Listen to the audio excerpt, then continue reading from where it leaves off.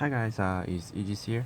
So today I'm going to do another deck profile. This time I'll be doing a Mega Colony deck profile. So this is an updated build and it's kind of a little bit different from what I've been playtesting on my previous fight video, and I will have a different profile on that as well, so you can see how I change my build and you can understand how I go from that part to this part.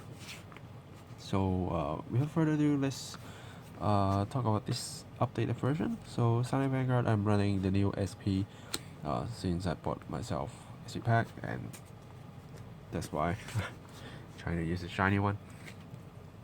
And then I am running 4 of the Gredoras. It's the key grade 3 of the deck, and helps you to place cradle markers, helps you to do multiple attacks. It will pump herself, pump the units that call, even you need to eat one, but again it's multiple attacks, so you do gain a lot more than you actually losing. And a good partner with Gredora is of course our Hell Demise, which when you call it, you can rest one of your opponent's graveyard and instead one of yours, which makes multiple attacks available. In Hell Demise, in the past it's only like a 12k, but now with Gredora's skill, you call Hell Demise out and Hell Demise can be a 22k. So at least you can try to hit something. So these are your main combo pieces. In my previous build, that video that I'm putting on, I was thinking about putting 4, but then based on the deck space and the ratio that I want to keep, I actually keep it as a 3 of, which I am trying to not relying on Hell Demise that much, but of course Hell Demise is still a very key factor for you to win the game. But I'm trying to stay positive while not using too much, so I don't actually draw that into my hand. Then I'm running 2 of the Darkface. Of course it's a good card, but then the main issue is he's not hitting high enough. If you use Gredora's skill to call him out, then he can hit 22k, and you probably can pop a Rigard to get at least 5k to hit 27k, which is nice. But this deck do use a lot of counterblast, so there are times that you won't be able to use that much counterblast, so you won't able to get the power, and you just call it. Of course you can discard a card to get a cradle marker on a unit that haven't got one, which is again very nice, because sometimes you don't want to use counterblast to save for other work, and at the same time you earn cradle markers. So I'm still running 2, but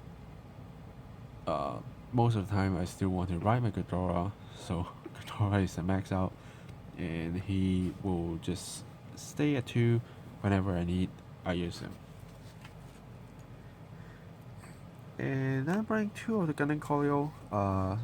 This is a card that I never thought of actually build when I build a deck, thinking about ideas with Gredoras, because I want to focus on cradle markers. Of course these ones are like guaranteed, kind of, but Gunning Colio wasn't.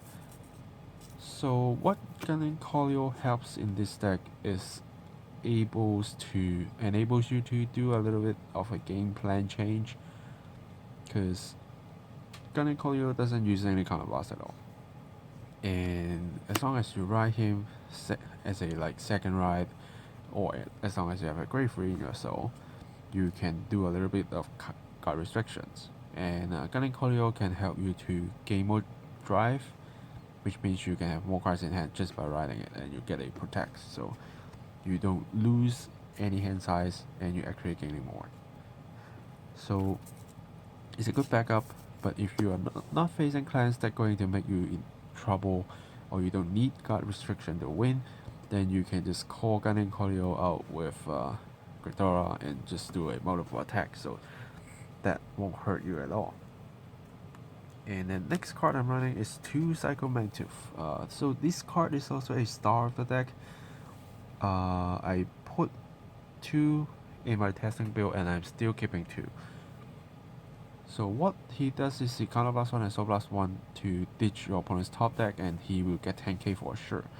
If your opponents have a grade 1 or higher that's being ditched by this skill, then you get a crit. The most important thing is that we usually won't actually think of or remember is this plus 10k and a crit is for the whole turn.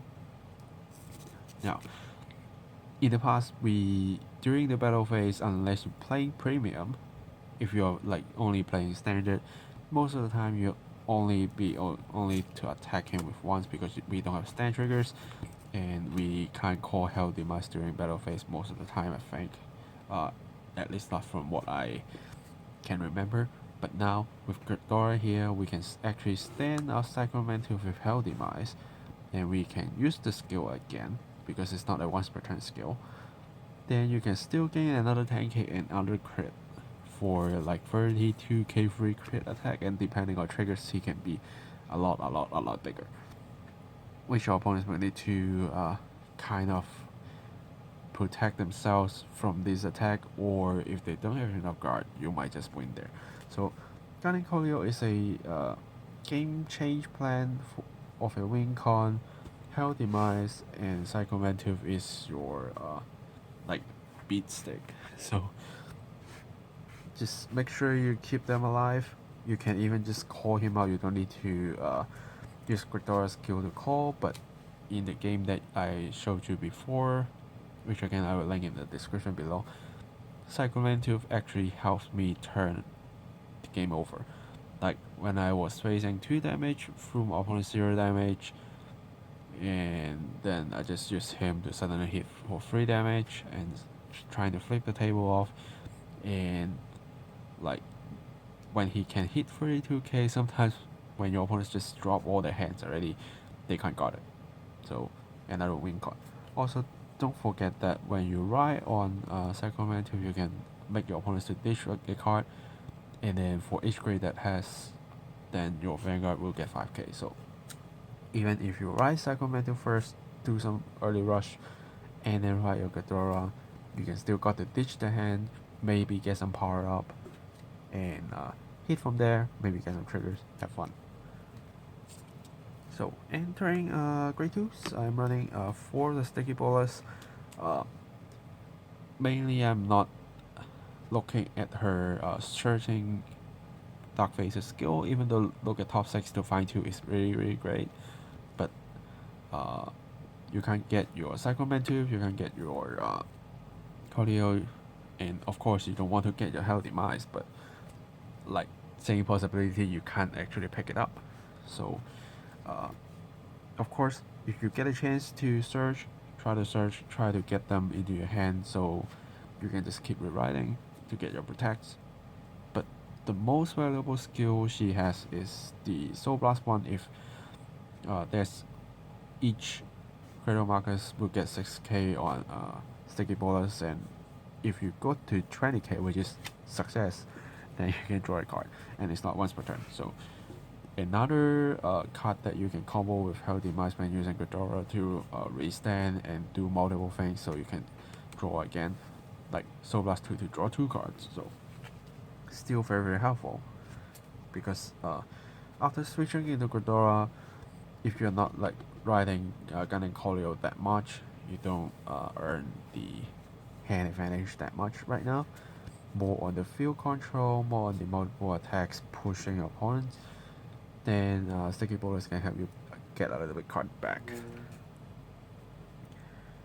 Then I am running 4 of the Machining Mantis. Again, Graveyard Searcher, you just want to hit your graveyard targets as much as possible. You want them to be in your hand as much as possible, so you can keep rewriting, because we are not playing Vanguard 0, Graveries are 0 shield value, they are not triggers, so keep them in hand, better than stay in the deck. When you thin your deck out, which means you are easier to hit your triggers, or even just get a little bit more shield value. And when your opponents see you have a lot of Graveries, they might try to push you a little bit harder, which will give you the cost to do all your combos. Then only 8 grade 2s, and then we are entering grade 1s. So first, Moroshiroro. This card I was running like 2 to test with, but I decided to put 1 instead. She is strong, that allows you to combo with the cradle marker by retiring herself to get yourself a card and also call yourself a card in total with the effects of cradle marker by retiring her. So you can basically, depending on the field, place cradle markers with other skills and then use this card to kill their card to get 2 cards of the same grade, which probably can help you flip the table around, maybe like call some sticky bowlers to draw you some cards, call you some Sacramento so you can do your finisher, or call your other great ones. That helps you out, so you have the choice. But she needs to retire herself, and if you are facing clans that don't have any regards on board when they end their turn, like Night Rose, then she will be kind of useless, so I'm only putting 1, just use when I need. And then I'm using a Free of the Cliff Freeze. It's very nice card. You when you write or call, you can ditch 1 card from hand and draw 1 card. And if you ditch your grade 3, you can place a cradle markers on your opponent's regard, which is very helpful given that we are facing a lot of Shadow Paladins in the meta right now. No matter it's PPO or Lord, they will always want to call in the main and do Superior combo, or even just call a great 1.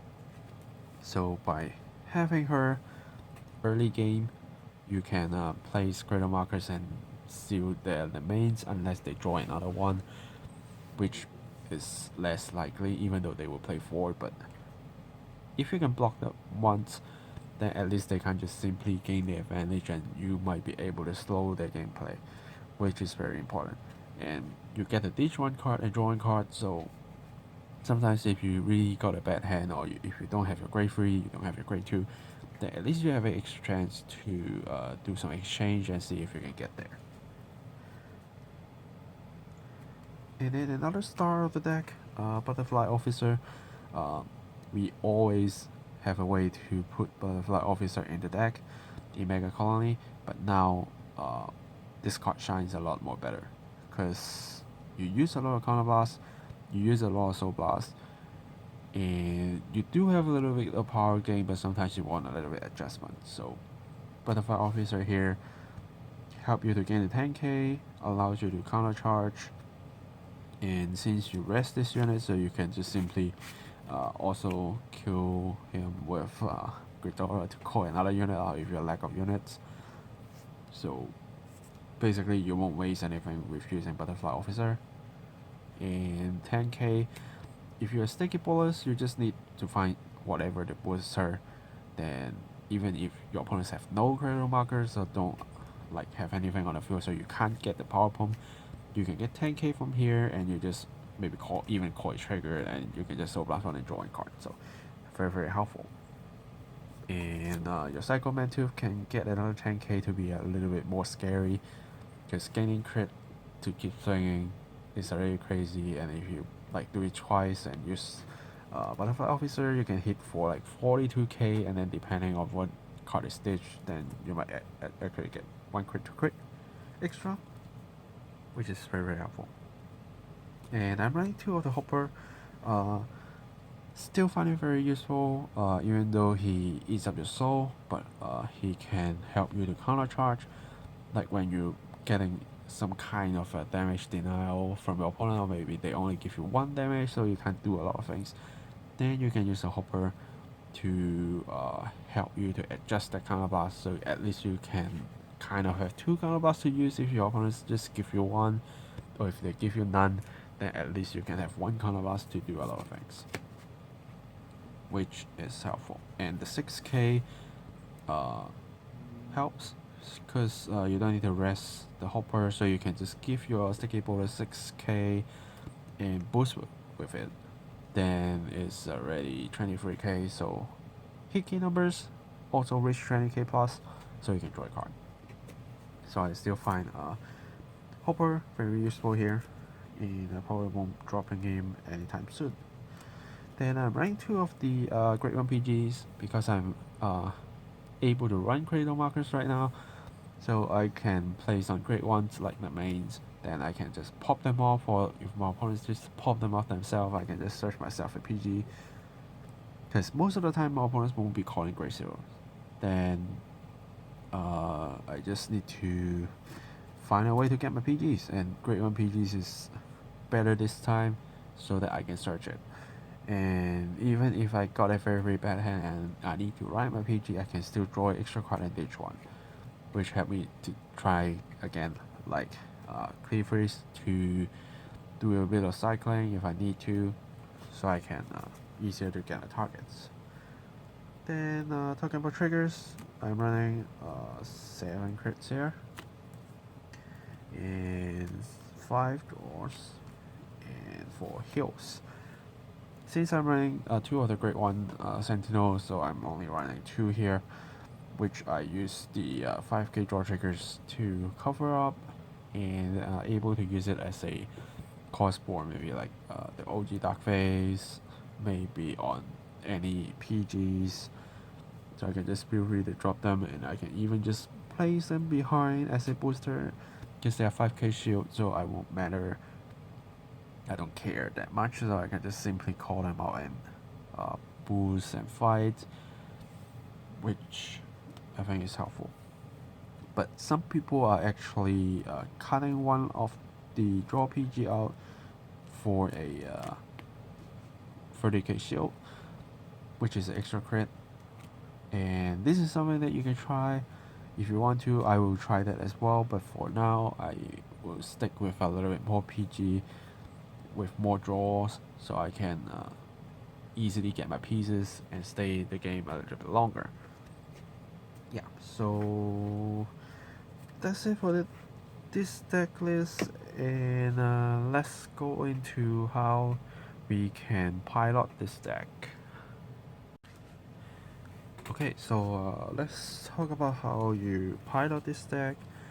So your ideal Grade 1 ride, of course, is your clear freeze, because you can draw an extra card, and of course with your starting Vanguard to draw another card, and here you discard 1 card, but that's fine. If you're going second, then say if you're facing a Shadow Paladin, then you probably will just ditch a Grade 3. So you draw 2 cards in total and ditch a Grade 3, so place a cradle markers on your opponent's main. That is the most ideal situation. If not, then you can just write something else and save your clear freeze. Whenever they call an main out, the next turn you just seal it with your cradle markers. And your Grade 2s, since you only have 2 options, so that doesn't matter at all which one you ride, but most of the time I think Mantis is a better option to ride, because you guarantee you get a Grade 3 whenever you see one, but for Sticky Boulders you can only pick up Darkfaces. So, and also for Sticky Boulders you want to call her as a regard, so you can use the draw card effects later on, and Sticky Boulders won't get the power plus on Vanguard, but Mantis does. But if you want to do damage deny, then you probably will just buy a Sticky Boulders, try to search for a Darkface. If you do, great. If you don't, doesn't matter, and then swing for 9k. Maybe place a regard at the back, so if you get a trigger, then you can put it somewhere else, or if you got a crit, then of course put it on Vanguard and try to push a little bit more. Then your Grade 3 ride will hopefully be Gredora, Gredora, Gredora, Gredora. That's, I think, is the most ideal situation, so you can keep getting PG every single turn. Stack up your soul so you can just soul blast them out when you need. Or if you have a like kind of a worse situation, then you can like write your Sacramento first, try to push with his skill, and then right into your Gredora, or maybe on your Gynecolio, depending on the situation. if you can do multiple attacks and put some cradle markers, of course, ride a Gredora. But if you can't, then you can ride your Gunning Colio and Soul Blast a Great Free and see if you can use your triple drive or quadruple drive and with some guard restriction to see if you can win there. But if you are using your Gredora, place some cradle markers, then your sticky bowlers can probably already can draw your cards. As long as you have 2 cradle markers on the field, you can draw your card. And then you just probably call something else, maybe another Mantis, or if you don't think you need to call write a Gunning Colio, you can just call a Gunning Colio out, or call your Psychomative out, that's fine as well. But one thing that we want to make sure of is we prefer to only call one of these on your board. The reason is you want to eat a unit with your Gredora so that you can call your Hell Demise, which will stand this up. So if you are already calling 2 of them and you need to eat one of them, so you already wasted the chance to already stand a good unit. Of course the other side will be a good unit as well, even though you do this or you do that. That's fine, but then you're still kind of losing a very good advantage unless you really need to, because you don't have other options while you still want to push. Then of course you don't have a choice. But if you can, probably like this, like this one is maybe a Hell Demise that call previous turn, then you can eat it up and call another Hell Demise to stand this one, or maybe stand this one, depending on the situation.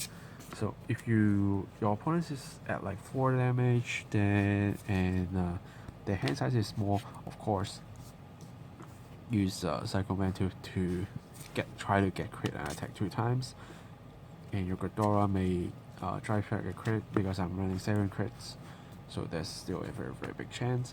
But if they are on low damage, then you probably just call the sticky bonus, try to search yourself some Darkface's Great Freeze, and swing, try to draw a card, restand, swing, try to draw a card. Which I think is the most ideal situation. Then you just try to win using this. But then if you really riding on your Gunning Colio, then you won't be able to do your multiple attacks. So try to keep your Psychomantive alive and try to check your condition to use Gunning Colio second skill by Soul Blasting a Great Free and do guard restriction. Because if your opponent is on like 2 or 3 damage, then it's probably not the best timing to do it. So you rather save your Gunning Colio, riding something first, even ride your Psychomantive, and then ride your Gunning Colio to cover up. And then when your opponent is like at 4 damage, then you just ride your Gunning Colio, get your triple or quadruple drive, call yourself another Psychomantive, try to win there with guard restrictions. Even if just like restricting great ones sometimes is helpful, because if you are facing like a mirror match, then you will force your opponents to use their Great Zero PGs if you ditch their Great Ones.